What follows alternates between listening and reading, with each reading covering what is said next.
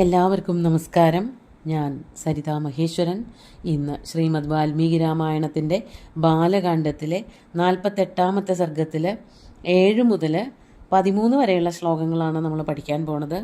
കഴിഞ്ഞ ദിവസം പറഞ്ഞു നിർത്തിയത് സുമതി ബാലകന്മാരെ പറ്റിയിട്ട് ശ്രീരാമനെയും ലക്ഷ്മണനെയും പറ്റിയിട്ട് അന്വേഷിക്കുകയാണ്. കുറേ കഥകൾ പറഞ്ഞതിന് ശേഷം ശ്രീരാമനെ പറ്റിയും ലക്ഷ്മണനെ പറ്റിയും പറയുന്ന ചില സന്ദർഭങ്ങളാണ് കഴിഞ്ഞിട്ടില്ല. കഥകൾ ഇനിയും വരുന്നുണ്ട്. നമുക്ക് നോക്കാം. ആദ്യം 7-ാമത്തെ ശ്ലോകം നോക്കാം. തസ്യ തദ്വചനം ശ്രുത്വാ യഥാവൃത്തം ന്യവേദയത് സിദ്ധാശ്രമനിവാസം ച രാക്ഷസാനാം വധം യഥാ വിശ്വാമിത്രവച ശ്രുത്വാ രാജാ പരമവിസ്മിത. 3 വരിയും കൂടിയിട്ട് ഒറ്റ ശ്ലോകമായിട്ടാണ് കൊടുത്തിരിക്കുന്നത്. 7-ാമത്തെ ശ്ലോകം ഇവിടെ പറയാണ് തസ്യ തദ്വചനം ശ്രുത്വാ. തസ്യ എന്ന് പറഞ്ഞാൽ സുമതേഹേ, ആ സുമതിയുടെ വാക്കുകൾ കേട്ടിട്ട്, ചോദ്യങ്ങളൊക്കെ കേട്ടിട്ട് വിശ്വാമിത്രൻ ശ്രീരാമനെ പറ്റിയും ലക്ഷ്മണനെ പറ്റിയിട്ടും സുമതിക്ക് പറഞ്ഞു കൊടുക്കുകയാണ്. അതാണ് യഥാവൃത്തം, ഉണ്ടായ കാര്യങ്ങളൊക്കെ പറഞ്ഞു കൊടുക്കുകയാണ്. അതിൽ ആദ്യത്തെ ഭാഗങ്ങളൊക്കെ പറഞ്ഞിട്ടുണ്ടാവും. ദശരഥൻ്റെ പുത്രന്മാരാണ്, ഞാൻ വിളിച്ചു കൊണ്ടുവന്നതാണെന്നൊക്കെ പറഞ്ഞിട്ട് അവസാന ഭാഗങ്ങൾ, അതായത് വിശ്വാമിത്രൻ്റെ ആശ്രമത്തിൽ വെച്ച് നടന്ന കാര്യങ്ങളൊക്കെ പറയാണ്. സിദ്ധാശ്രമ നിവാസം ച, ഈ 2 ബാലകന്മാരും സിദ്ധാശ്രമത്തിൽ വന്ന് നിവസിച്ചത്, അവിടെ താമസിച്ചത്, അതോടൊപ്പം തന്നെ രാക്ഷസാനാം വധം യഥാവൃത്തം ന്യവേദയത്, രാക്ഷസന്മാരെ വധിച്ച കഥകളുമൊക്കെ, ഖരദൂഷണന്മാരെയും തൃശിരസിനെയൊക്കെ വധിച്ച കഥകളൊക്കെ ഉണ്ടല്ലോ, അതുപോലെ താടകയെ വധിച്ചു, ആ കഥകളൊക്കെ വിസ്തരിച്ച് സുമതിയോട് വിശ്വാമിത്രൻ പറഞ്ഞു കൊടുത്തു. എന്നിട്ട് വിശ്വാമിത്രവച ശ്രുത്വ, വിശ്വാമിത്രൻ പറഞ്ഞത് കേട്ടിട്ട് പരമവിസ്മിത രാജാ പരമവിസ്മിത, രാജാവിന് വല്ലാത്ത അത്ഭുതം തോന്നി. ഇങ്ങനെയൊക്കെ ഇത്രയും ചെറിയ കുട്ടികൾ യൗവനത്തിലേക്ക് അങ്ങോട്ട് വരണേ ഉള്ളൂ, അങ്ങനെയുള്ള ഈ ബാലകന്മാർക്ക് ഇങ്ങനെയൊക്കെ ചെയ്യാൻ പറ്റുമോ, ഇത്രയ്ക്കൊക്കെ ചെയ്യാൻ പറ്റുമോ എന്ന് അത്ഭുതത്തോട് കൂടിയിട്ട് നോക്കുകയാണ്, ഈ കുട്ടികളോട് പറയുകയൊക്കെയാണ്. അതാണ് അടുത്ത ശ്ലോകത്തിലെ 8-ാമത്തെ ശ്ലോകം നോക്കാം. അതിഥി പരമപ്രാപ്തൗ പുത്രൗ ദശരഥസ്യ തൗ പൂജയാമാസ വിധിവത് സത്കാരാർഹൗ മഹാബലൗ. താൻ ക്ഷണിച്ചു കൊണ്ടുവന്നിരിക്കുന്നവരായിട്ടുള്ള ഈ ബാലകന്മാര് ദശരഥന്റെ പുത്രന്മാരാണ് എന്ന് മനസ്സിലാക്കിയപ്പോൾ ഏറ്റവും ശ്രേഷ്ഠന്മാരായിട്ടുള്ള അതിഥികളാണ് എന്ന് സുമതിക്ക് മനസ്സിലായി. അതാണ് അതിഥി പരമപ്രാപ്തൗ, ഏറ്റവും ഉത്തമന്മാരായിട്ടുള്ള അതിഥികളാണ് വന്ന് ചേർന്നിരിക്കുന്നത് തൻ്റെ രാജ്യത്തിൽ എന്ന് സുമതിക്ക് ബോധ്യമായി. അങ്ങനെ അവരെ 2 പേരെയും സത്കാരാർഹവും മഹാബലവും, സത്കാരം അർഹിക്കുന്നവരും മഹാബലശാലികളുമായിട്ടുള്ള ആ 2 ബാലകന്മാരെയും വിധിവത് പൂജയാമാസ, എങ്ങനെയാണോ രാജകുമാരന്മാര് തൻ്റെ രാജ്യത്തിൽ വന്നാൽ പൂജിക്കേണ്ടത്, ബഹുമാനിക്കേണ്ടത്, അതിൽ യാതൊരു കുറവും വരുത്താതെ ആ ബാലകന്മാരെ പൂജിച്ചു എന്നർത്ഥം. വിശ്വാമിത്രനെ വേണ്ടതുപോലെയൊക്കെ വണങ്ങി വന്ദിച്ചു, വേണ്ടതൊക്കെ ചെയ്തു കൊടുത്തു. ഈ ബാലകന്മാരും നിസ്സാരക്കാരല്ല എന്ന് സുമതിക്ക് മനസ്സിലായി. അങ്ങനെ സുമതി 2 പേരെയും വളരെ ആദരവോട് കൂടിയിട്ട് പൂജകളൊക്കെ നിർവഹിച്ചു എന്നർത്ഥം. എന്നിട്ട് അടുത്ത ശ്ലോകം 9-ാമത്തെ ശ്ലോകം ചൊല്ലാം. തതഃ പരമസത്കാരം സുമതേ പ്രാപ്യ രാഘവൗ ഉഷ്യതത്ര നിശാമേകാം ജഗ്മദുർമിഥിലാം തതഃ. അങ്ങനെ കഴിഞ്ഞ ദിവസമാണോ അതിൻ്റെ പിറ്റേ ദിവസമാണോ സുമതിയുടെ അവിടെ താമസിച്ചതെന്ന് പറയണില്ല. കഴിഞ്ഞ സർഗത്തിൽ നമ്മൾ നോക്കിയപ്പോൾ ഇങ്ങനെ വർത്തമാനം പറഞ്ഞുകൊണ്ടിരിക്കുന്നതിൻ്റെ ഇടയ്ക്ക് സുമതി വന്നു എന്നും സുമതിയുടെ ആ സത്കാരമൊക്കെ വിശ്വാമിത്രൻ സ്വീകരിച്ചു എന്ന് പറഞ്ഞിട്ടാണ് നിർത്തിയത്. ഇവിടെ ഇപ്പോൾ സുമതിയുടെ കൊട്ടാരത്തിൽ ഒരു ദിവസം തങ്ങണ കാര്യമാണ് പറയണത്. അത് പിറ്റേ ദിവസമായാലും അതിൻ്റെ തലേന്ന് ഇവർ പറഞ്ഞുകൊണ്ടിരിക്കുമ്പോഴാണ് സുമതി വന്നതെന്ന് വെച്ചാലും കുഴപ്പമൊന്നുമില്ല, കഥ പറഞ്ഞു പോവാണ്. അങ്ങനെ അന്നത്തെ ദിവസം ഈ ബാലകന്മാരെന്ത് ചെയ്തു? തതഃ സുമതേഹേ പരമസത്കാരം പ്രാപ്യ രാഘവൗ, അതിനുശേഷം സുമതിയുടെ ആ ശ്രേഷ്ഠമായിട്ടുള്ള സത്കാരം സ്വീകരിച്ച ആ 2 ബാലകന്മാര്, രാഘവന്മാര്, ശ്രീരാമനും ലക്ഷ്മണനും. പിറ്റേന്ന് തന്നെ ആയിരിക്കണം, രാത്രിയൊന്നും ആയിരിക്കില്ല ഈ സൽക്കാരമൊക്കെ കൊടുത്തത്, പിറ്റേ ദിവസം രാവിലെ തന്നെയാവും. ആ സത്കാരങ്ങളൊക്കെ സ്വീകരിച്ചിട്ട് തത്ര, ഇവരുടെ കൊട്ടാരത്തിൽ, ഈ സുമതിയുടെ കൊട്ടാരത്തിൽ ഏകാം നിശാം ഉഷ്യ, ഒരു രാത്രി കഴിച്ചു കൂട്ടിയിട്ട് തതഃ മിഥിലാം ജഗ്മതു, അതിനുശേഷം മിഥിലയിലേക്ക് പുറപ്പെടുകയും ചെയ്തു. അപ്പോൾ അവിടെ വിശ്വാമിത്രൻ്റെയും മുനിമാരുടെയും കഥയൊന്നും പറഞ്ഞില്ല, ബാലകന്മാരെ പറ്റിയിട്ടാണ് വിസ്തരിച്ച് പറഞ്ഞത്. സുമതിയുടെ സൽക്കാരങ്ങളൊക്കെ സ്വീകരിച്ച് ഒരു രാത്രി അവിടെ താമസിച്ചിട്ട് പിറ്റേന്ന് രാവിലെ അവർ രണ്ടുപേരും എന്ന് പറയുമ്പോൾ മറ്റു മുനിമാരുണ്ടാവും, വിശ്വാമിത്രൻ ഉണ്ടാവും, എല്ലാവരും കൂടിയിട്ട് മിഥില രാജധാനിയിലേക്ക് ജനകനെ കാണാനായിട്ട് പുറപ്പെട്ടു. അങ്ങനെ പോവണ കഥയാണ്. 10ാമത്തെ ശ്ലോകം നോക്കാം. താം ദൃഷ്ട്വാ മുനയഃ സർവേ ജനകസ്യ പുരീം ശുഭാം സാധു സാധ്വിതി ശംസന്തോ മിഥിലാം സമപൂജയൻ. ജനകസ്യ ശുഭാം പുരീം താം ദൃഷ്ട്വാ, ജനകൻ്റെ ഏറ്റവും ശുഭമായിട്ടുള്ള, നല്ലത് മാത്രം നടക്കുന്ന, ഏറ്റവും ഉദാത്തമായിട്ടുള്ള മിഥില എന്നു പേരുള്ള പുരിയെ കണ്ടപ്പോൾ, ജനക മഹാരാജാവിൻ്റെ രാജ്യമാണ് മിഥില, തലസ്ഥാനം മിഥിലയിലാണ്. വിദേഹം എന്നൊക്കെ അതിന് മറ്റു പേരൊക്കെ ഉണ്ട്. അതുകൊണ്ട് ജാനകി, വൈദേഹി, മൈഥിലി എന്നുള്ള പേരുകളൊക്കെ ജാനകിക്ക്, സീതയ്ക്ക് ഉണ്ട് താനും. അങ്ങനെ ജനകൻ്റെ ആ ശുഭമായിട്ടുള്ള പുരി കണ്ടപ്പോൾ സർവേ മുനയഃ, കൂടെ വന്നിരുന്ന ശ്രീരാമൻ്റെയും ലക്ഷ്മണൻ്റെയും കൂടെ വിശ്വാമിത്രനും ബാക്കി കുറേ മുനിമാരും ഒക്കെ ഉണ്ടായിരുന്നല്ലോ, അവരെല്ലാവരും എന്ത് ചെയ്തു? അതാണ് ജനകസ്യ ശുഭാം പുരിയും മിഥിലാം ദൃഷ്ട്വാ. മിഥില എന്നുള്ളത് അടുത്ത വരിയിലാണ് കിടക്കുന്നത്. മിഥിലയെ കണ്ടപ്പോൾ, മിഥിലാപുരി കണ്ടപ്പോൾ എല്ലാ മുനിമാരും എന്ത് ചെയ്തു? സാധു സാധ്വിതി ശംസന്തഃ സമപൂജയൻ.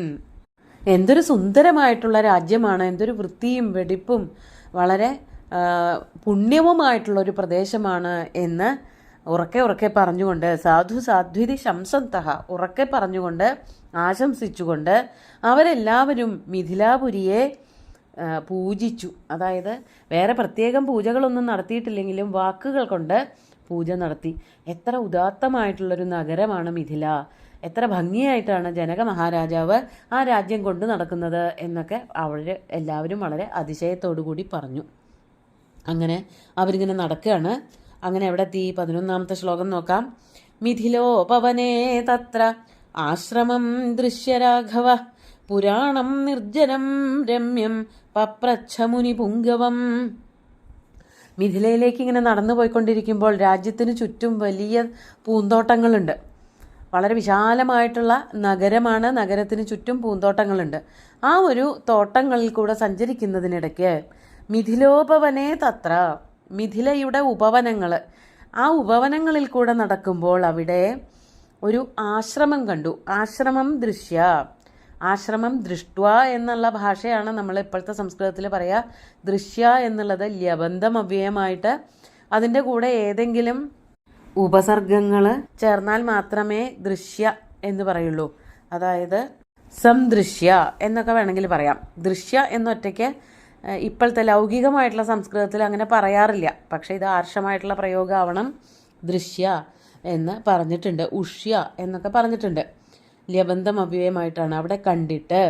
അങ്ങനെ ഒറ്റയ്ക്കൊരാശ്രമം ഇങ്ങനെ ആ വലിയ ഉപവനത്തിൻ്റെ ഒരു ഭാഗത്തായിട്ട് നിൽക്കുന്നത് രാഘവൻ, ശ്രീരാമൻ കണ്ടു. അതാകട്ടെ പുരാണം നിർജ്ജനം, വളരെ പഴക്കമുള്ളതാണ്. പക്ഷേ ആൾക്കാരാരുമില്ല, ജനങ്ങളൊന്നുമില്ല. സാധാരണ ഉപവനങ്ങളിലൊക്കെ ആൾക്കാരുണ്ടാവും, അവരുടെ സമയം കളയാൻ വേണ്ടിയിട്ട്, സന്തോഷിച്ച് ഉല്ലസിക്കാൻ വേണ്ടിയിട്ടൊക്കെ ഈ ഉപവനങ്ങളിലെ പാർക്കുകളിലൊക്കെ പോവാറുണ്ടല്ലോ. പക്ഷേ ഈ ഉപവനത്തിൻ്റെ തന്നെ ഒരു ഭാഗമായിട്ടുള്ള ഈ ഒരു ആശ്രമത്തിൽ ആളനക്കമൊന്നുമില്ല എന്ന് കണ്ടിട്ട് പുരാണം നിർജ്ജനം കിന്തു രമ്യം, പക്ഷെ നല്ല ഭംഗിയുണ്ട് ആ പ്രദേശം കാണാൻ. അങ്ങനെയുള്ള ആ പ്രദേശം കണ്ടിട്ട് മുനിപുങ്കവം രാഘവ പപ്രച്ഛ, മുനിപുങ്കവനായിട്ടുള്ള വിശ്വാമിത്രനോട് ശ്രീരാമൻ ഇപ്രകാരം ചോദിച്ചു. എന്താ ചോദിച്ചത്? അതാണ് 12ാമത്തെ ശ്ലോകം. ഇതമാശ്രമസങ്കാശം കിന്വിദം മുനിവർജിതം ശ്രോതുമിച്ഛാമി ഭഗവൻ കസ്യായം പൂർവാശ്രമ. ഇതം ആശ്രമസങ്കാശം, അല്ലയോ മഹാമുനെ, ഇത് കണ്ടിട്ട് ഒരു വലിയ ആശ്രമം പോലെ ഉണ്ടല്ലോ. ആശ്രമമാണല്ലോ, ഈ ഉപവനത്തിൻ്റെ ഇടയിൽ ഒരു ആശ്രമമാണെന്ന് പറഞ്ഞല്ലോ. ഇത് കണ്ടാൽ നല്ല ഭംഗിയുള്ള ഒരു ആശ്രമമാണല്ലോ. കിംവിധം, എന്തുകൊണ്ടാണ്? മുനിവർജിതം, മുനിമാരാരും ഇവിടെ ഇല്ലാത്തത്. ആശ്രമമാവുമ്പോൾ അവിടെ മുനിമാരൊക്കെ ഉണ്ടാവണ്ടേ? മുനികന്യകമാരുണ്ടാവും, മുനിമാരുണ്ടാവും, അതുപോലെ തന്നെ മൃഗങ്ങളുണ്ടാവും. പക്ഷെ ഇത് ആരും ഇല്ലാത്തൊരു പ്രദേശമാണല്ലോ. ഈ ആശ്രമം ഏതാണ്? ശ്രോതുമിച്ഛാമി ഭഗവൻ, അല്ലയോ മഹാമുനെ അഹം ശ്രോതുമിച്ഛാമി. എനിക്ക് കേൾക്കണമെന്ന് മോഹമുണ്ട്. അയം പൂർവ ആശ്രമ കസ്യ. ഈ ഒരു പഴയ ആശ്രമം ഇപ്പോൾ അത് ഒട്ടും ആൾപ്പാർപ്പില്ലാത്ത ഒരു പുരാണ രൂപത്തിൽ നിൽക്കുകയാണ്. അപ്പോൾ ഇത് പണ്ട് ആരുടെയോ ആശ്രമമായിരുന്നിരിക്കുമല്ലോ. ആ ആശ്രമം ആരുടേതാണ് എന്ന് എനിക്കറിയാൻ മോഹമുണ്ട് എന്ന് ശ്രീരാമൻ വിശ്വാമിത്രനോട് പറയാണ്. ഇനി 13ാമത്തെ ശ്ലോകം കൂടി നോക്കാം. തച്ഛ്രുത്വാ രാഘവേണോക്തം വാക്യം വാക്യവിശാരദ പ്രത്യുവാച മഹാതേജ വിശ്വാമിത്രോ മഹാമുനി. അങ്ങനെ രാഘവൻ്റെ ആ ചോദ്യം കേട്ടിട്ട് മറുപടി പറയാണ്. നമുക്കെല്ലാവർക്കും അറിയാം, ഇതുപോലെയാണ് കഥകൾ ഇങ്ങനെ പറഞ്ഞു പോണത്. രാഘവേണ ഉക്തം വാക്യം തത് വാക്യം ശ്രുത്വ. രാഘവൻ ചോദിച്ചതായിട്ടുള്ള ആ വാക്ക് കേട്ടിട്ട് വാക്യവിശാരദ മഹാതേജാഹ മഹാമുനി വിശ്വാമിത്ര പ്രത്യുവാച.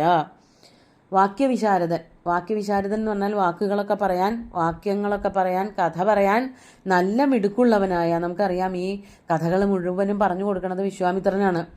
എത്ര വാക്കുകൾ, എത്ര ഭാവങ്ങൾ അങ്ങനെയൊക്കെ ചേർത്തിട്ടാണ് ഓരോ കഥകളും പറഞ്ഞു കൊടുക്കുന്നത്. അപ്പോൾ ഒരു വാക്യവിശാരദൻ തന്നെയാണ്, പണ്ഡിതനാണ് വിശ്വാമിത്രൻ. അങ്ങനെയുള്ള ആ വിശ്വാമിത്ര മഹർഷി, മഹാതേജസ്വിയായിട്ടുള്ള വിശ്വാമിത്ര മഹർഷി രാഘവനോട് ഈ പഴയ ആശ്രമത്തിനെ പറ്റിയിട്ടുള്ള കഥ പറയാൻ ആരംഭിച്ചു എന്ന് പറയാണ്. അത് ആരുടെ ആശ്രമമാണെന്നുള്ളതൊക്കെ അടുത്ത ദിവസം നോക്കാം. ഇന്നത്തെ ശ്ലോകങ്ങൾ ഒന്നുകൂടി ചൊല്ലാം. തസ്യ തദ്വചനം ശ്രുത്വാ യഥാവൃത്തം ന്യവേദയത് സിദ്ധാശ്രമനിവാസം ച രാക്ഷസാനാം വധം യഥാ വിശ്വാമിത്രവച ശ്രുത്വാ രാജാ പരമവിസ്മിത അതിഥി പരമപ്രാപ്തൗ പുത്രൗ ദശരഥസ്യ തൗ പൂജയാമാസ വിധിവത് സത്കാരാർഹൗ മഹാബലൗ തതഃ പരമസത്കാരം സുമതേഃ പ്രാപ്യ രാഘവൗ ഉഷ്യ തത്ര നിശാമേകാം ജഗ്മദുർമിഥിലാം തതഃ താം ദൃഷ്ട്വാ മുനയഃ സർവേ ജനകസ്യ പുരീം ശുഭാം സാധു സാധ്വിതിശം സന്തോ മിഥിലാം സമപൂജയൻ.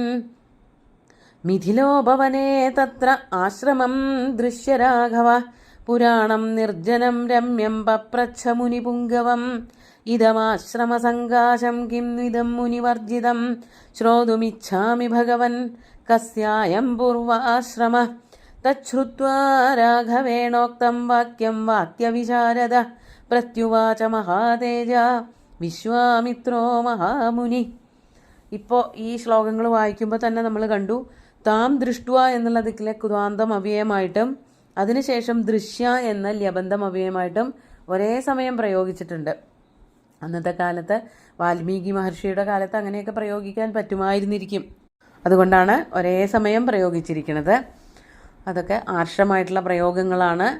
ഭാഷ പിന്നീട് മാറിയപ്പോൾ ഏതെങ്കിലുമൊക്കെ ഉപസർഗങ്ങൾ മുമ്പിൽ വന്നാൽ മാത്രമേ ലബന്ധം അവ്യയം ഉപയോഗിക്കാവൂ എന്നുള്ള നിയമം മാറിയിട്ടുണ്ടാവണം. ഇന്നത്തെ കഥ ഇവിടെ നിർത്തുകയാണ്. സുന്ദരമായിട്ടുള്ള ശ്ലോകങ്ങൾ ഭഗവാൻ ശ്രീരാമചന്ദ്രൻ്റെ കാൽക്കൽ അർപ്പിച്ചുകൊണ്ട് ഗുരുവായൂരപ്പനെ സാഷ്ടാംഗം നമസ്കരിച്ചുകൊണ്ട് എല്ലാവർക്കും ശുഭദിനം നേർന്നു നിർത്തട്ടെ. നന്ദി.